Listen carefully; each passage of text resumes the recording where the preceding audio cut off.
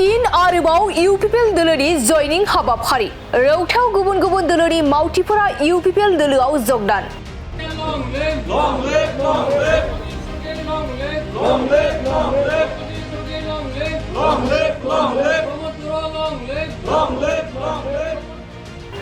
Doctor Neeraj चौधरीनि नुजाथिनायाव गुबुन गुबुन दोलोनि मावथिफोरा इउपिपिएल दोलोआव जगदान।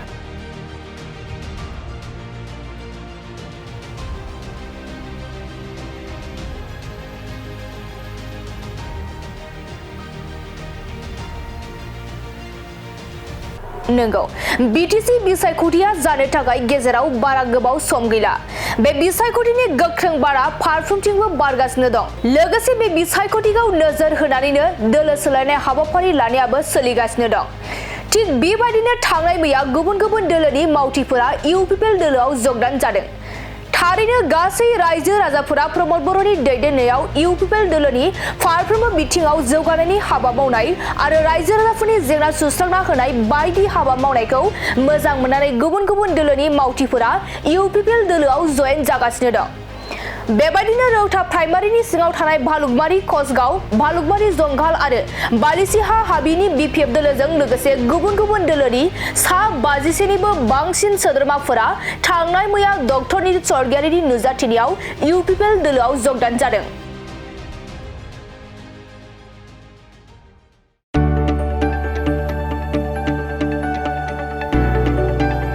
गोजोनथाव खौरां बर'नि आंगोथार गोथाव ओंख्रि जानो मोजां मोनग्रा रायजो राजाफोरनि थाखाय गोजोनथाव खौरां।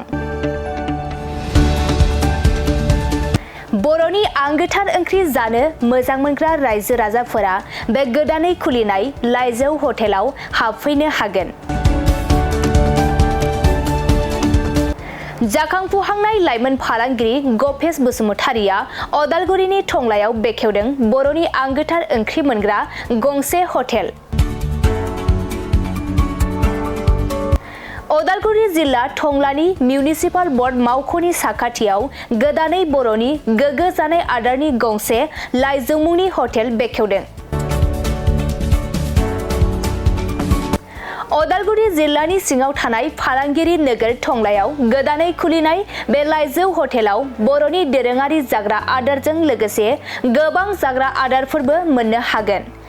गोदानै बेखेवजानाय बे लाइजौ हटेलाव अमा बेदर, बोरमा, लकेल ना, साम', नारजि, अनला खारै, थास', मैथा आरो नाफाम आरो गोबां आइटेमफोरखौ मोननो हागोन।